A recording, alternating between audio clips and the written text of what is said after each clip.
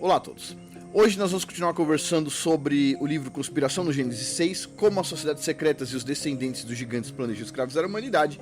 E a gente está indo para a última sessão do livro, que é essa aqui, ó, sessão 8, o gene de Ísis, linhas de sangue das fadas. E o capítulo de hoje vai ser aquele ali, ó, o caldeirão do Graal das fadas, Anuim e Atlantis. E lá do lado, o que vocês estão vendo? Vocês estão vendo uma fadinha bebedora de sangue, claro, com uma taça na mão, certo? Uma taça cheia de sangue, obviamente, né? Então assim, a fadinha bebedora de sangue. E tem uma curiosidade aqui, ok? Tá vendo aquele símbolo no peito da fadinha lá, ó? Tá vendo o símbolo lá que parece uma lua crescente? Tá vendo lá? Vai lá, ó. Tem uma moça ali, ó, bebendo sangue, certo? Que não é uma moça, é uma fadinha, certo? Na verdade a gente vai ver que uma fada pode ser masculino, inclusive. Mas vocês estão vendo no peito aquele símbolo ali, ó? Vocês estão vendo lá? Aquela lua ali, tá vendo lá no peito dela? Aquele símbolo, o símbolo da lua crescente não é só das fadas não, ok? Ele é o símbolo da Lilith. Sim, o símbolo da Lilith. E tem pessoas que pensam o seguinte: não, estou saindo da idolatria. O cara diz que está saindo da idolatria e está indo para uma nova religião, uma religião aí mais conservadora e etc tal, onde no topo dos edifícios tem uma lua crescente lá em cima. Adivinha o que aquilo ali tem origem? Pessoal, vou contar uma coisa para vocês. Tipo assim, olha, para começar a conversa, tudo que você está vendo dominado por homens hoje está perdido. Tudo. A única chance que você tem é pegar a Bíblia, estudar com alguns patriarcas que tem, como por exemplo, eu venho aqui, pego um monte de conteúdo de alguns patriarcas aí, como por exemplo, o Pastor Dal, o pessoal do IUIC. Às vezes tem alguma coisinha que eu discordo deles, etc. Tal. Vários pontos eu discordo, por exemplo, do IUIC, mas tem vários patriarcas que fazem seus estudos e eu venho lá, eu estudo com alguns deles e depois trago para vocês aqui, certo? Então, e aí você vai lá e dá uma olhada, vê se faz sentido para você e siga a Bíblia com cuidado, certo? A Bíblia, assim, ela precisa... Qual que é o cuidado? O cuidado é de você procurar as pessoas certas para aprender. Pessoas que não estão vinculadas necessariamente a algum tipo de ideologia estranha aí. A Bíblia, ela é um livro israelita, ok? Ela é um livro israelita. Depois do Novo Testamento vem de um Messias israelita, certo? Ou você não sabia disso? Você pensou que o Messias era romano? Não, não era. Era grego, não era. Ok? Israelita. E a Bíblia inteira é um livro israelita. O apóstolo Paulo era da tribo de Benjamim, ou seja, de uma das 12 tribos de Israel. Ele era um israelita. Então toda ela tem que ter uma visão israelita. Então você vai estudar a cultura israelita, você vai estudar sobre os israelitas, os erros que eles fizeram, os acertos que eles fizeram, etc. tal. E você vai entender o contexto onde está inserida a Bíblia, certo? Agora, você vai lá num pastor grego para te explicar a Bíblia, aí é problema seu. Agora, aí as pessoas vão lá, veem assim, o cristianismo, tem idolatria, etc, tal, porque o pessoal não segue a Bíblia, porque o Criador falou para não fazer ídolos, os caras mais fazem ídolo do que qualquer outra coisa, certo? Não é pra gente ter ídolo de nada, os caras vão lá e faz o pastor de ídolo, faz tudo de ídolo, beleza. Então, as pessoas vão lá e elas fogem para uma religião que tem menos idolatria, na visão delas. Só que, essa religião que eu tenho várias pessoas comentando aí que estão mudando para essa religião, presta atenção. O pessoal fica andando em volta de um cubo negro em Meca por quê? Aquilo ali não é idolatria. A idolatria é quando é com os outros, Afonso, quando é com a gente não é. Ah, sim, claro. E esse símbolo da lua crescente aqui? Qual a origem disso? Tipo assim, a religião ali, Afonso, eles adoram o sol. Então a minha religião agora não adora nada, mas tem uma lua bem no topo do negócio. Interessante, presta atenção, ok? Então assim, armadilhas é o que mais tem nesse mundo. Esse mundo, ele jaz no maligno. Dica do Messias. Esse mundo jaz no maligno. Você quer procurar alguma coisa kadosh, feita por um grupo de marmanjo aí? Desculpa, pessoal, não tá muito fácil não, ok? Então assim, vamos lá. O que você tem é a Bíblia. É a Bíblia. Afonso, mas a Bíblia também pode ter sido modificada 1000 vezes, etc, tal, como as pessoas dizem. Não, ela tem erros de tradução. Por quê? Porque Porque a Bíblia ela foi espalhada em muitos lugares. Não tinha como os caras adulterar em todos os lugares a Bíblia, certo? Tinha muitos livros na África, na Ásia, em tudo quanto é lugar. É por isso, inclusive, que os apóstolos se espalharam. Por quê? Porque se não tivesse num lugar só, era fácil mudar, certo? Então isso aí se espalhou para o mundo inteiro, ficou difícil de adulterar a Bíblia. Mesmo assim, às vezes o pessoal vai lá e inclui um versículo bíblico, né? A gente não tem o que fazer. Por exemplo, um versículo bíblico que eu sempre bato na tecla, que foi incluído, tá em todas as Bíblias, dizendo que ele foi incluído. Ele não tá nos manuscritos originais. Ele foi incluído, e todo mundo sabe que ele foi incluído. É aquela passagem onde o Messias diz para a mulher acusada de adultério, atire a primeira pedra quem não tem pecado. Isso aí foi incluído na Bíblia. Os pastores pegam essa passagem para falar o seguinte: você não pode julgar nada, etc, tal, certo? Mas espera um pouquinho. Pode ser verdadeira a passagem, mas ela foi incluída. Talvez tivesse separado algum conhecimento oral que o pessoal foi lá e colocou, né? Mas ela foi incluída na Bíblia. Ela não é o alicerce da Bíblia, porque ela foi incluída, ok? Dito isso, então vamos lá. Hoje a gente vai ver esse negócio aqui das fadas. Vamos por partes aqui. Mas lembre-se, tá vendo ali no peito da fada? Aquela lua ali? Presta atenção com símbolos. Você está se enfiando no meio de alguma ideologia, alguma nova religião, que for. Preste atenção na simbologia. Olha só, quantos símbolos eu uso aqui, pessoal? Quantos? Nenhum, percebe? Ah, e detalhe, hein? Eu sei que tem algumas pessoas aí que gostam de mandar mensagem, parece que tá me idolatrando. Toma cuidado. Certo? Vem aqui e passo a mensagem pra você, ok? Tipo assim, passo a mensagem pra você, você vai lá e tem que estudar a Bíblia. Agora para de idolatrar ser humano, certo? Não faz eu passar vergonha, hein? Vamos lá. Continuando aqui. Ele agita as profundezas como um caldeirão fervente e agita o mar como uma panela de unguento.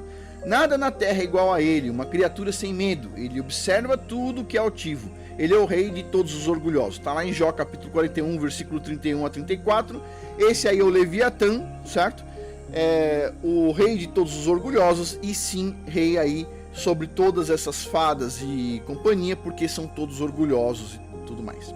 Bom, porque a literatura rebelde legominiana foi inexplicavelmente salpicada de pó de fadinha simbólico, hein? Bom, como essas alegorias obscuras são essenciais para a compreensão de como o passado se cruza com o nosso presente e futuro cientificamente avançado, que a gente está chegando nesse futuro avançado. Vamos lá, muitas coisas, pessoal, foram preparadas para esse tempo. Vocês entendem isso? É mais ou menos assim, você leu literatura que começou a ser criada lá 100 anos atrás até hoje, tudo é para esse tempo aqui. Estou dizendo que esse tempo aqui é exatamente agora, nesse momento? Não, pode demorar 100 anos, pode demorar 50 anos, eu não sei quanto tempo vai demorar, mas vai demorar. Por que eu estou falando isso, pessoal? Por vários motivos. Número 1, quando nós falamos sobre Apocalipse, muitas vezes, a gente se coloca num estado de estresse muito grande, ok? E esse estado de estresse muito grande faz mal para a nossa saúde, pô. Só pressão, etc, tal. Então, assim, a gente tem que contar com a misericórdia do Criador. E é óbvio, se você tem um recurso extra, ao invés de você pegar e comprar um carro novo, compra comida. Ao invés de você pensar em gastar com uma bobagem, trocar por uma casa maior, etc, compra um terreninho, entendeu? Então, assim, você se planeja melhor. Não quer dizer o seguinte, você tem que fazer tudo agora, etc. Corre. Não. Calma, certo? Tipo assim, não vai pro campo despreparado, porque no campo é muito difícil ganhar dinheiro. Então faz assim, ó. Sim, se esforce, ganhe seu dinheiro, trabalhe, etc, tal, e poupe. Poupou o dinheirinho? Dá pra comprar um terreno? Compra um terreninho. Dá pra pôr uma casa em cima dele, pré-fabricada lá, tudo mais? Dá pra pôr? Beleza. Dá pra juntar comida? Beleza, excelente. Certo? Então assim, não faça as coisas na pressa. Não se trupique, não coloque a carroça na frente dos bois, não faz isso. Tá bom? Então assim, é bom a gente ter uma visão de longo prazo. Por quê? Porque muitas pessoas ficam falando o seguinte: o apocalipse é hoje, apocalipse é hoje. Começou, pessoal, mais 3 anos e meio só. Pessoal, desculpa, o pessoal fala isso há mais de 10 anos. Na verdade, há mais de séculos o pessoal fala isso. Então o que acontece? Isso vai tirando a fé das pessoas, certo? Não estou dizendo que não vai acontecer, vai sim, certo? Pode acontecer a qualquer momento, mas trabalhe com a ideia de que pode acontecer nos próximos 100, 200 anos, 300 anos e junte seu dinheirinho, ok? Vai na manha. Vamos lá. Então, olha só, as lendas genuínas das fadas afirmam que o Graal era o caldeirão mágico, não um copo ou cálice, a linhagem alternativa do dragão. O Graal está registrado nos mitos das fadas como caldeirão de Anuim, o caldeirão das serpentes e caldeirões. Não, serpentes e dragões, desculpa. Exatamente como os dragões sármatas acreditavam. O poema Prídio Anuim fala de Arthur navegando para Anuim para roubar o caldeirão Graal da Fortaleza das Fadas. Este foi o Graal que curou os enfermos, curou os feridos, alimentou as pessoas. Pessoal, de novo, eles sempre fazem cópia de itens bíblicos. Por quê? Para as pessoas perderem a fé. Eles sempre fazem cópias de itens bíblicos, presta atenção nisso. Na tradição do Graal, o caldeirão trouxe fertilidade e abundância à terra e era a responsabilidade esotérica de Arthur garantir a prosperidade como o rei pescador.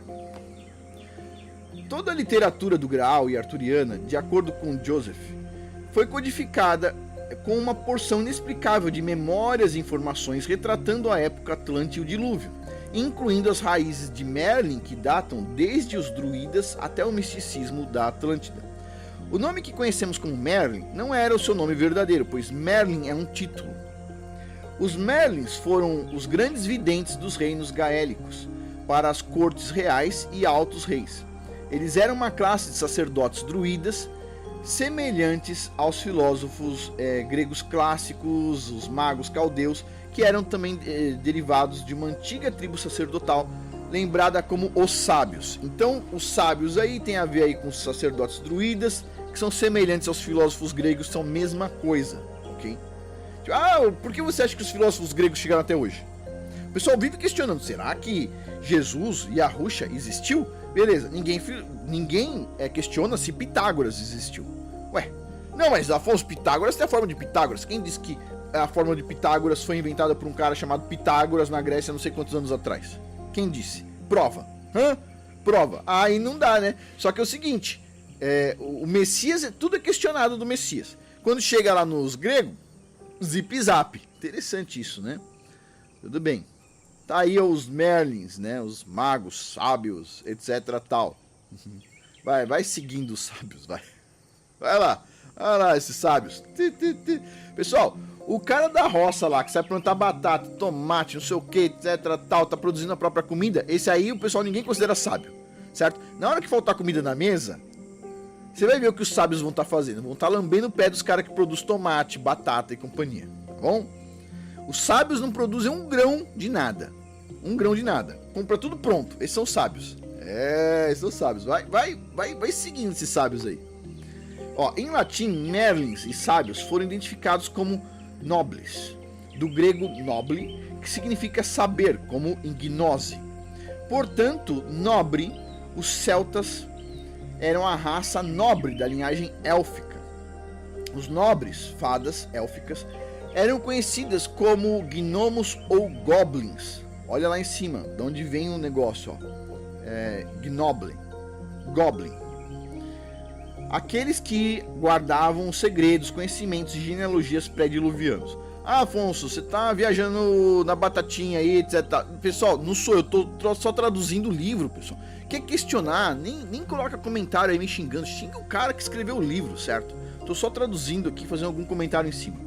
Bom, com este espírito, Merlin e vários outros pré-diluvianos místicos foram alegorizados e consagrados como ancestrais ascendidos, possuindo tecnologia e conhecimento de tirar o fôlego, especialmente na série de televisão Stargate e Stargate Atlantis. Aí eu coloquei uma imagem aí desse Stargate Atlantis aí, não sei o que significa, não assisto televisão e não assisti esse troço aí, certo? Pois bem, na mesma linha de pensamento, Platão em Paedros elaborou a centelha divina da alma demônio originada com os deuses, entre aspas, que eram considerados seres nobres. Assim, afirma-se que Merlin nasceu de um espírito ou demônio, também conhecido como uma das classes de fadas. Druidas, sacerdotes egípcios, magos e oráculos gregos, todos trabalharam inexplicavelmente com a ajuda de demônios, que eram considerados seres invisíveis, intermediários entre os deuses e homens, avatares e guias espirituais. Os demônios incluíam as sombras de Hades. Então vamos a um ponto aqui. Alguém me fez uma pergunta assim: Afonso, você falou que é ruim ler livro que tem essas coisas ocultas, etc, tal, de de ficção científica, ficção de qualquer tipo, certo? Você falou, ó, é bom você estudar livros técnicos. Eu continuo falando, a melhor coisa que você pode fazer é estudar livros técnicos. Vai lá e aprende a fazer uma coisa. Aí o pessoal pergunta assim, então por que você está falando sobre essas coisas aqui? Primeiro que todo mundo sabe que o que o cara está falando aqui é sobre alegorias, mostrando quais alegorias eles vão usar para enganar as pessoas. É só pra gente entender o que eles vão usar. Da onde veio algumas coisas, porque muitas pessoas não sabiam da onde veio, por exemplo, essa questão assim, Caim é descendente da serpente, porque a serpente no Jardim do Éden fez tal coisa, etc. Aí a pessoa olha, é teosofista, sim. Porque as pessoas não gostam de usar vamos dizer assim, a aparência certa para o negócio. O pessoal usa uma máscara. Então assim, toma cuidado com as coisas. É bom, esse livro é interessante para a gente saber da onde vem as coisas, qual a origem delas, né? Da mesma forma que, por exemplo, a bola molhada giratória saiu da ficção e acabou virando um monte de coisa aí que o pessoal conta até hoje como verdade. Tudo bem, mas era interessante saber de onde veio a história da bola molhada giratória, exatamente, certo? Seria bom um livro sobre isso. Quem foi o primeiro a carregar essa bolinha, girar ela, tal. Provavelmente foi o diabo, mas não importa, vamos continuar aqui. Então, olha só, os gregos aí estão tudo junto aí com os magos, o sacerdote egípcio, o druida, tudo a mesma coisa, tá? Filósofo grego e companhia, tudo a mesma coisa. Ponto. Vamos lá. O nome de Morgan Le Fay exala legominismo das fadas, assim como La Fée é francês para fada. As damas do lago faziam parte das fadas da água de cabelos louros. Presta atenção, a gente vai entrar agora na parte dos lagos. Presta atenção, por quê? Eu estou fazendo uma compilação de livros de exorcistas, etc, tal, que eu estou colocando em cursos, né? Tem lá o Batalha Espiritual 1, Batalha Espiritual 2, vai ter o Batalha Espiritual 3, vai ter o Batalha Espiritual 4. Eu ainda não sei onde eu vou colocar os Espíritos das Águas. Por quê? Porque esses aí são os mais complicados de todos. Tem livro específico sobre isso. Tem pessoas que nem sabem, estão casadas com o Espírito da Água aí, depois acontece um monte de problemas aí com a pessoa, na vida da pessoa, etc, tal. E, detalhe, Espírito da Água, tipo assim... Olha, já ouviu falar de Iemanjá? Ela é da onde? É a fadinha da onde? Não, a rainha da onde? Das águas, né? Pois bem, então vamos seguir aqui. Olha só, deixa eu ver onde a gente parou. Sempre se acreditou que as mulheres fadas tinham acesso ao outro mundo através dos lagos. Como é que é? Acesso ao outro mundo através do quê? Dos lagos. Enseadas e, claro, Sídias, também conhecidos como Monte de Fadas ou como Colinas na Escócia. Então tem alguns itens aí que o pessoal falava que era feito pelos índios. São sambaquis. O pessoal vai lá, junta uns montinhos, põe concha por cima e cobre aquilo ali. O pessoal diz que é o lixão dos índios, né? Sambaquis. E esses sambaquis, na verdade muitos índios falaram que não são os índios que constroem sambaquis. Muitos índios têm registro disso, até no YouTube os índios falam, não fomos nós que construímos sambaquis. Não foi. E ele está dizendo aqui que esses sambaquis, na verdade, são os montes de fadas, conhecidos como colinas na Escócia, ou seja, seriam os Sídis. Sídis ou Sídis, acho que é Sídis. Vou pôr assim como Sídis, por enquanto, Sídis. Então, na verdade, diz que isso aí tem origem nessas fadinhas. Vai vendo. São marcações para entradas em alguma posição ali, são marcações geográficas para entrada para o outro mundo. Pois bem, então de novo, aonde que o pessoal usa para acessar o outro mundo? Lagos, enseadas. Teve um vídeo que eu assisti, foi do chefe Joseph Riverwind. O chefe Joseph Riverwind, ele tem um livro, tá? É um livro sobre os contos indígenas, e aonde a gente vê que os índios eles já tinham conhecimento sobre o Messias, né? Já bem antigo, antes dos caras chegarem nas Américas para falar o cristianismo, etc, tal, eles já sabiam do Messias. Eles já sabiam que o Messias tinha sido crucificado, sabiam tudo isso. Como é que foi isso? Tem várias histórias nos livros dos contos indígenas aqui dos Estados Unidos.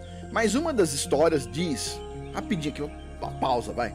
Uma das histórias diz assim, que basicamente, pelo que eu lembro aqui, tá? Foi assim, esses são os contos indígenas, tá? Se eu não me engano, dos Cherokees. Se eu não me engano, não sei, talvez não tenha sido Cherokees. Ele fez uma compilação de várias etnias indígenas aqui dos Estados Unidos. Então assim, tinha um povo indígena que tava passando mal, começou a aparecer pereba, era tipo uma lepra, não sei o que, etc, tal. E aí o pessoal foi lá, usou o xamã foi lá e não conseguia resolver o problema, etc, tal. E aí o chefe da tribo foi lá e tentou resolver isso e tal, e aquela praga se alastrou para toda a aldeia, as pessoas começaram a morrer. E aí uma das pessoas, um dos representantes, não lembro se foi o xamã, se foi o chefe, foi até o alto de um monte e começou a fazer as rezas que precisava fazer para pedir ajuda ao Criador, certo? Porque os índios acreditam também no Criador que está nos céus. E eles começam a fazer a reza e tal, reza no dia 1 e faz o jejum, e no dia 2 continua o jejum e faz a reza, no dia 3 continua o jejum, faz a reza. E aí ele fica lá, se não me engano, quase uma semana fazendo jejum. E aí ele tá quase desistindo, mas ele faz mais uma vez e de repente abre um espaço no céu, vem um anjo, certo? Um mensageiro do céu. E o chefe pergunta: como é que eu posso fazer para melhorar a tribo? A gente cometeu algum pecado, etc, tal. E esse mensageiro diz assim, se eu me lembro assim, a memória mais ou menos era assim, eu já comentei sobre isso aqui num dos vídeos aqui do canal, inclusive. O mensageiro diz assim: olha através da nuvem, abre um espaço assim, na nuvem, no céu, e ele vê uma pessoa crucificada, um homem crucificado, que sofreu muito. E o mensageiro diz: esse é o sofredor que pagou pelos seus pecados e os pecados da sua tribo também, e você pode voltar que eles estão salvos. E ele volta, ele pergunta assim, mas quem é ele, etc. E o mensageiro diz: é o sofredor e tudo mais. E quando o índio volta, né, pra aldeia dele, tá todo mundo curado. Então assim, eles já sabiam que tinha um Messias, que era um sofredor, que tinha sido crucificado, e o mensageiro fala, foi do outro lado das águas e tudo mais, que isso aconteceu. Então assim, né, já tem histórias, mas o que a gente tá falando mesmo? Vamos voltar pra cá, vamos lá. Agora, os deuses e deusas do outro mundo eram conhecidos na mitologia irlandesa, galesa e do Graal como o povo das fadas. Pois bem, então assim, para falar que os índios, eles sabem, tem muita história, e aí eles falaram que esse negócio de sambaquis não era com eles, tá? Foi feito por alguém aí que não era eles. Tá bom. Ó, Dama do Lago, Senhora das Águas, Sereias, tudo a mesma coisa, isso significa espíritos marinhos. Vocês estão vendo aí do lado da mocinha das águas, sereia, tal, aquele canto da sereia e tal. E ali, mais pro lado lá, você tá vendo um espírito marinho subindo das águas ali para pegar o cara no barquinho. Então, presta atenção, pessoal. As pessoas, principalmente nas partes costeiras ou parte que tem muita água, gostam de fazer acordos familiares, criam espíritos familiares vindo das águas. Toma cuidado com isso. Toma cuidado com isso. Esse negócio, vou pedir bênção pra Rainha das Águas. Presta atenção no que você tá fazendo. Presta atenção no que você tá fazendo, que você influencia não só você, como você influencia as próximas gerações. Vamos lá, continuando aqui. Morgan era uma fada eternamente jovem, uma sedutora virgem cuja paixão nunca foi satisfeita, levando-a ao desespero. Ela viveu no fundo do mar como uma sereia que possuía um grande tesouro. À noite ela era embalada pelas ondas ao longo das rochas. Morgan foi gravada como Mary Morgan em bretão, reconhecida hoje como Mary Morgan, a filha que canta em meio ao mar. As sereias foram incluídas na mitologia marítima desde os tempos antigos. E fazer essa associação com a rainha das águas, rainha do mar, etc. tal, embora as pessoas sejam ignorantes, não sabem de onde vem isso é muito antigo e vem aí desses caras, dessa vertente ocultista, tá? E aí é lógico, cria-se culturas, se torna popular e tudo mais, através de livros, contos e companhia, porque esses caras são especialistas nisso. Quando não existia TV, não existia rádio, já existiam livros e já existiam contos antes dos livros.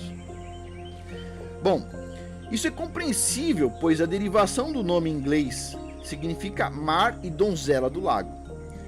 Nas Ilhas Britânicas, as sereias são conhecidas por diversas denominações, incluindo Mary Morgan. Quando resgatadas, as sereias fornecem conhecimentos sobre medicamentos, presentes opulentos e avisos de tempestades. As sereias em épocas antigas também sempre foram associadas à deusa da lua. Presta atenção, deusa da lua, Isis, Star e assim por diante. Como é que é? Deusa de quem? Da lua. Se lembra que o símbolo de Lilith é uma lua? Lembra-se que o símbolo das fadinhas é uma lua? Lembra-se que as Wiccas usam como símbolo uma lua? Que religião coloca lá no topo dos seus edifícios uma lua? Presta atenção onde você está se metendo, filho. Eu vou resolver os problemas. Vou resolver os problemas porque eles não são pagãos, esses caras. Claro que não. Claro que não. Imagina. Vamos lá. Olha só o símbolo de Isis aí do lado. Então tá aí, ó. Mermaids é o que é? As fadinhas. As sereias aí, ó. Metade peixe, metade mulher, vamos dizer assim. Aí do lado, ó, a rainha ou a senhora das águas. Senhora das águas, nossa, gozado, porque no Brasil o pessoal chama de Iemanjá, a senhora das águas. Mas em outros tantos povos também tem a senhora das águas e o pessoal chama de outro nome. Por que será ainda? Qual que é a origem? Adivinha quem criou os contos da senhora das águas? Vai vendo. E aquele símbolo lá, ó, Isis, lá do lado, ó, com a lua com aquela cruz embaixo ali, que não é bem uma cruz. O que é aquilo ali? Exato. Vai vendo. Toda essa alegoria da água veio junto com a dinastia Del Axe, gerada por Mary, que descendeu de Viviane e Morgan Le Fay, ambas alegorizadas como damas do lago. Lancelot é considerado igual a Arthur na tradição do Graal. Presta atenção. Lancelot é considerado igual a Arthur na tradição do Graal. Guinevere também tinha sangue de fada. Seu nome se traduz como Fada Branca, do povo das fadas de Gales. Outras traduções sugerem que Guinevere significa fantasma branco ou aparição branca. Isso se dá pois esses seres são espíritos. Arthur nasceu de sangue de fada por meio de seus pais Igraine e Uther, e se casou com sangue de fada por meio de Guinevere. O rei Uther Pendragon era um rei de Hades, tornando Arthur, então, um descendente direto do outro mundo, um Tuatha De Nan. Coisas dos caras aí, esquece esse troço, só pra falar aí o que o pessoal tá colocando. Quando você vê essas nomenclaturas, você sabe de onde vem a porcaria, entendeu? Só isso. Assim, Fleming cita Arthur como a divindade solar reencarnada, enquanto a Távola Redonda era a gigantesca roda do Sol. A Távola Redonda remonta ao Hades, junto com o pai de Arthur, onde a cultura das fadas se originou. Arthur era um governante de fantasmas, demônios e fadas. Os membros da sua corte lembram mais o povo irlandês Sidis do que os mortais. E Arthur é mais parecido com Dagda, o grande soberano Oberon e o deus de Tuatha De Nan. Loucura dos caras. As fadas rainhas de Arthur são alegóricas para deusas da lua arquetípicas. Isis, deus da lua, né? Fleming continua afirmando que Isis, a deusa mãe, Lilith, Nuki, Ursag, Gaia, mãe terra, tudo a mesma coisa aí, né? Sobreviveu na tradição das fadas figurativamente como a boa fada, ou a fada madrinha, e a rainha das fadas, é claro, é a fada madrinha. Com certeza, é só coisa boa a fada madrinha. Deixa eu só matar um bichinho que tá aqui. Foi embora. Pronto. Fada madrinha, ou a fada, tá vendo a fada madrinha aqui em cima? Fada madrinha, certo? Dos desenhos infantis. Vai aprendendo isso desde a infância. Vai aprendendo isso. Bem bíblico. Você tá de brincadeira, filho. Beleza. Aí depois tem a fada moderna lá no canto. Se você for ver, as feministas dizem que a primeira feminista foi Lilith, certo? A primeira mulher moderna foi Lilith. A primeira empoderada, independente, etc, tal. E como todo mundo sabe que Lilith tinha chifres, tá vendo no lado do lado? Tinha chifres. O pessoal na cara dura fala, não, essa aí realmente representa, é a mulher com chifres. E o pessoal vai lá e fez uma série aí sobre a mulher com chifres lá, aquela fada, que na verdade não era tão má assim, é que teve uma desilusão amorosa e não sei o que, etc. Tal. Sim, aquela fadona de chifre ali, nossa, ela era boa. Sim, vai seguindo essas ideologias pra você ver. E ali embaixo, ó, ali embaixo tem o que? A Mãe Terra, certo? Que sai nos desenhos aí pra ensinar as crianças sobre a Mãe Terra. E lá do lado, ó, Lilith, que as próprias feministas dizem que é a primeira feminista. Tá lá, Lilith, certo? Então, vamos lá. Olha só. Você percebe que saiu daqui Você pôs suas crianças para assistir a Fada Madrinha. Depois, em seguida, a próxima geração já assiste o quê? Ali, ó, a próxima fadinha lá do lado, mais realista. Mãe Terra, tudo isso tem a mesma origem. Como é que o pessoal conseguiu criar um monte de ideologias até hoje? Com contos. Então toma cuidado, certo? Pois alguém vai falar assim, Afonso, mas a Bíblia também é um conto. Não, a Bíblia não é porque é história de um povo específico, certo? É um povo, tem todo o testamento desse povo, tem todas as origens e tudo mais, de onde veio, o que fizeram de certo, o que fizeram de errado, vieram como escravo de tal lugar, pegaram tal terra assim assado, porque era um povo mau que estava lá, tiveram uma guerra. Tudo isso é um livro de história, ponto, é diferente. Agora vamos lá, continuando aqui. Por isso, as fadas madrinhas foram mantidas vivas em inúmeros contos de fadas infantis como a Cinderela. Esses contos são inundados com variedades adicionais de fadas, elfos, trolls, duendes e assim por diante. Essas criaturas são formas alternativas de alienígenas, cátaros, albins e fadas destinadas a preparar nossa juventude desavisada para o jogo final. Adivinha qual que é o jogo final do Hasatan?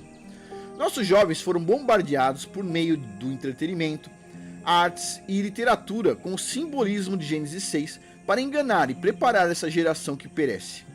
Perceval sucedeu a Arthur como guardião do Graal e é a conexão pouco conhecida com os Cavaleiros Templários.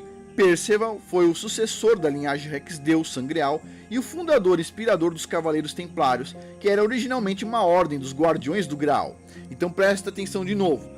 Você vê os jovens, eles caem no negócio da Fada Madrinha. Depois os jovens começam lá com o negócio templário. A gente vê um monte aí de jovens, não, são templários, etc. Tipo assim, as pessoas não sabem a origem daquilo. As pessoas não sabem a origem.